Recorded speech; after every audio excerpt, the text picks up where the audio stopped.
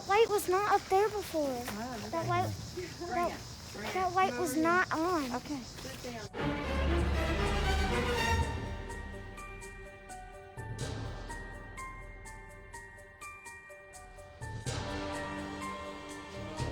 Where are we at? We're at the Rosedale Plantation. If you want to see all our videos, you like and subscribe and hit the bell button. Perfect. Is that it right there? Yes. Oh. And what are we going to see? Are we going to see ghosts? Maybe, but we're gonna go inside and get our tickets. All right, masks on. Okay. Here's my train mask. Thanks, COVID. Good evening. Good evening. Are you here for the tour? We are. How are you doing? How are you? Good. It's good to see you. So Nolan was so enthused to hear about ghosts. Oh, well, we can definitely talk about ghosts.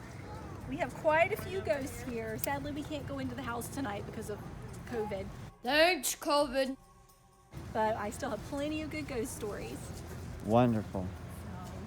Nolan, are you excited? Mm-hmm. High five. Well, we'll start in about 20 minutes, and you're welcome to walk the grounds if you want to. We'll be starting from the pavilion down there. Come on. Go, go.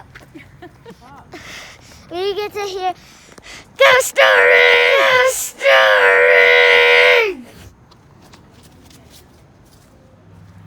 All right, we're waiting for the tour to begin. Do we hear ghosts? I don't know. See one.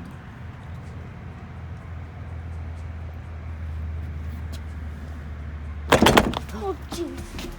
Oh, jeez. Was that one? No. Okay. All right, let's go wait on the tour to start. I don't want to go in this house.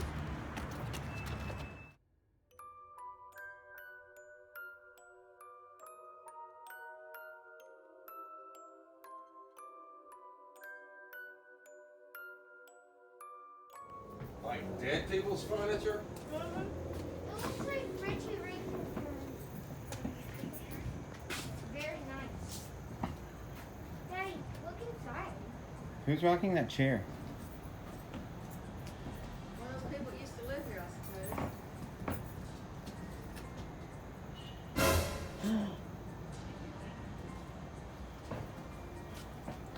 suppose. Show the camera inside the...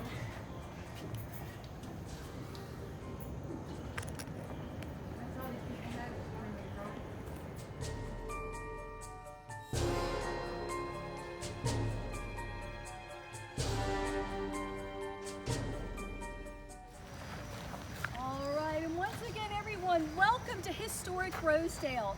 The house and grounds are over 200 years old, so we have plenty of old ghost stories, but we are also still a very active site and have plenty of new ghost stories. And who knows, keep your eyes open. You may see one of our former residents tonight.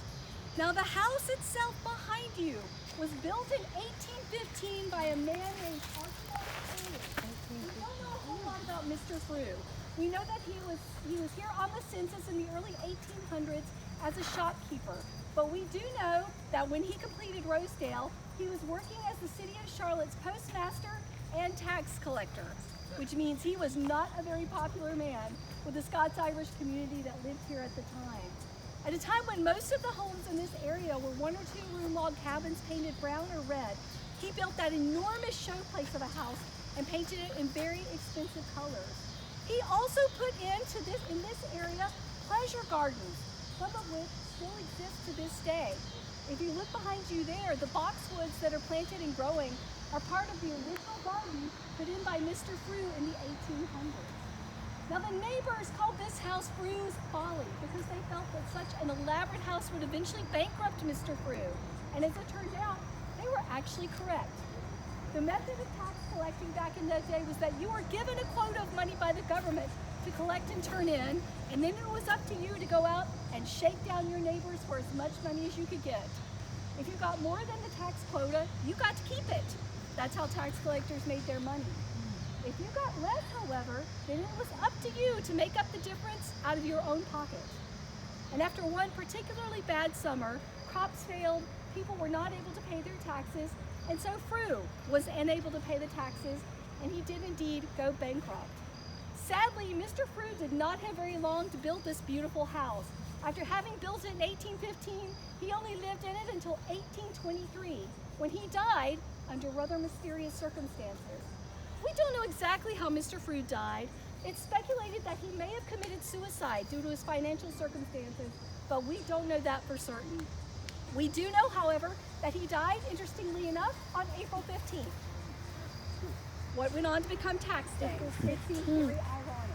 Wow. It's Now, April we also 15, don't know 1912. where Mr. Frew is A buried. long time ago, not We do know 1912. he's not registered in any of the cemeteries here in Charlotte.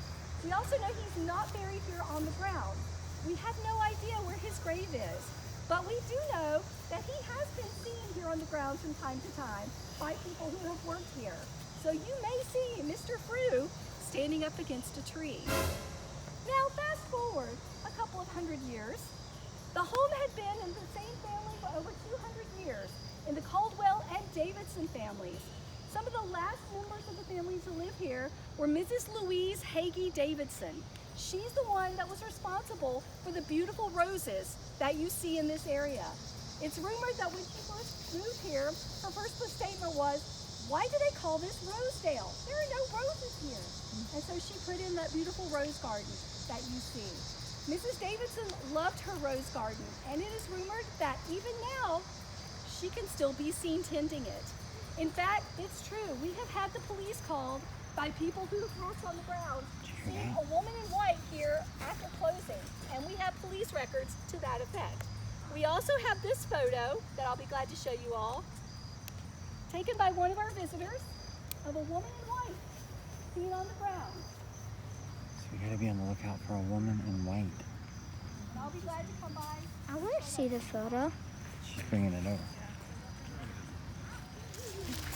Is it her? Mm-hmm. There's that little walkway there, and then there's a new section that we redid over against the fencing that goes off toward the road. All right, now from here, we'll move up towards the house itself. So follow me.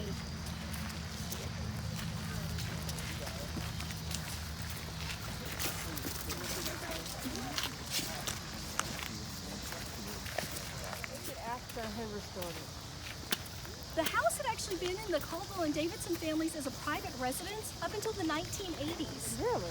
And at that time, they sold the house to the Historical Foundation. So we restored it to the antebellum, started giving tours in 1993, and been giving tours ever since. Oh, cute. Somebody still lives in it. They lived in it right until the 1980s. Wow.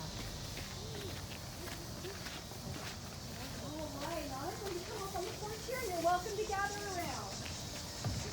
That light wasn't on up there before. That light was not up there before. That light was not on. Okay.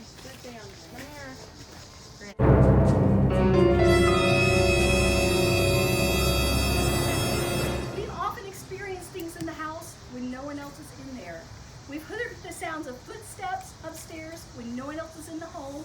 One of our other docents was sitting in the Great Hall by himself one day and heard the sound of typing upstairs. There's not been a typewriter in the home for many years. We know that Mrs. Hagee Davidson would often sit upstairs in one of the bedrooms and work in her office, and perhaps she was still up there typing away.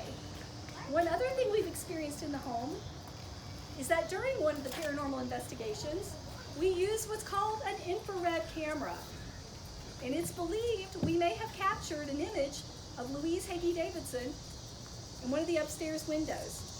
If you look at this window, the center window there, this is where we believe we may have seen her. No one in the first window, and then an image in the second and third.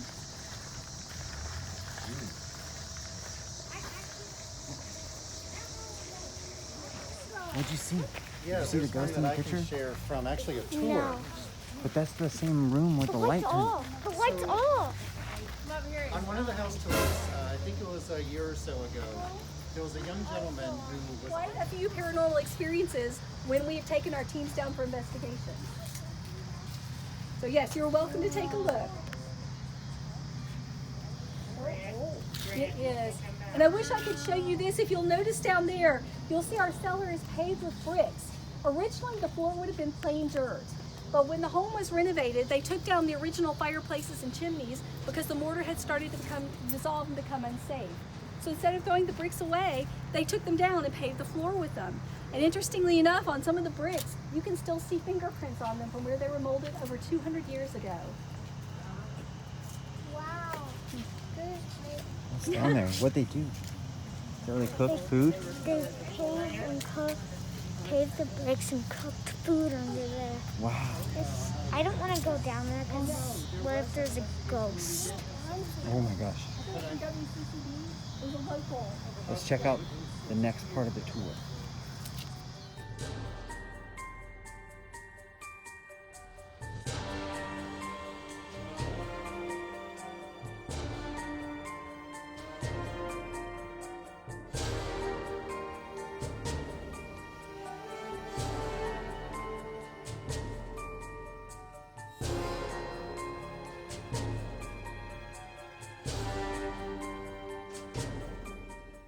Look at this old stuff.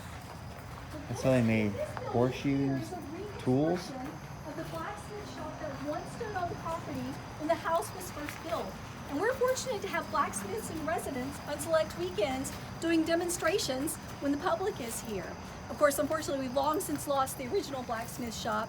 In fact, we still had quite a few of the outbuildings on the property until Hurricane Hugo came through in 1989 and destroyed many of the outbuildings that were still here, and of course, many of our treasure trees. But the gentleman I'm going to talk about here was the blacksmith on the property during the time Dr. Caldwell and his family lived here. His name was Nat Caldwell, and Nat was a very, very skilled blacksmith. Nat was often hired out to do blacksmithing work in the community, and it got to the point where Nat started making more money as a blacksmith than Dr. Caldwell was as a doctor. But of course, most of the money Nat made went back in to help support the farm and the home. Nat was actually a very respected member of the community. In fact, he was a member of and is actually buried at one of the cemeteries at Sugar Creek Presbyterian Church, just a few miles up the road, which rarely happened for members of the enslaved unless they were respected members of the community. So one of the stories that we have about Nat states that when Nat died, he was so well respected, people traveled from miles around to come and pay their respects. And a local coffin maker was actually hired to build a coffin for Nat, which again was not common practice for members of the enslaved.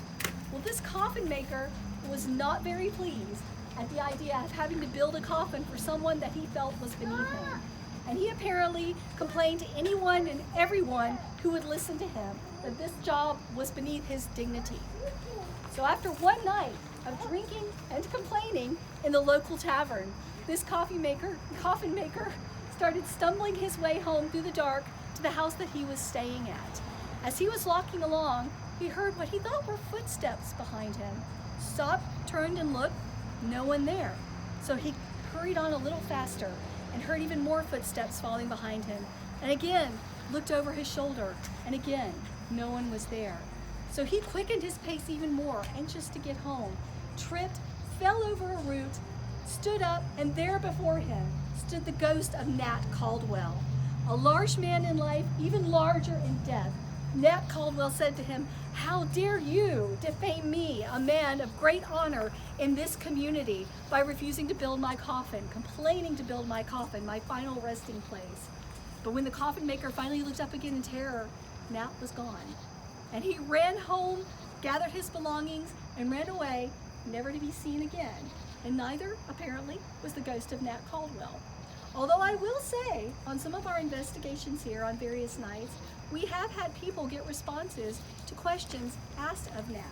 So perhaps Nat Caldwell is here even now, keeping an eye on the blacksmith property.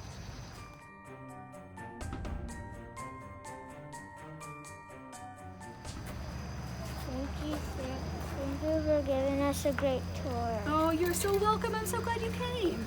Hope you enjoyed it. Thank you very much for coming. Bye. there's a ghost.